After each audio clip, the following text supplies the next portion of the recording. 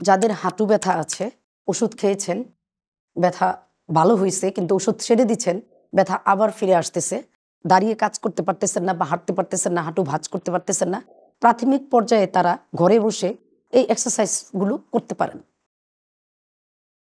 চিত হয়ে শুয়ে পড়ুন, হাঁটু ভাঁজ করুন, কোমরটা উপর দিকে উঠান এবং এক পা সোজা করুন। এভাবেই ধরে রাখুন 20 সেকেন্ড। সারাদিনে 3 বার, প্রতিবারে 15 বার করে করুন।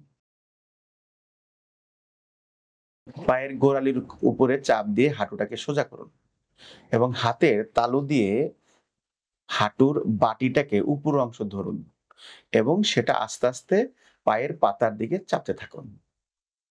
আস্তে আস্তে চাপুন ছাড়ুন, চাপুন ছাড়ুন, চাপুন ছাড়ুন। এভাবেই 10 থেকে 15 বার করুন এবং সকাল দুপুর রাত 3 বেলা 10 বার করে বা 20 বার করে করুন।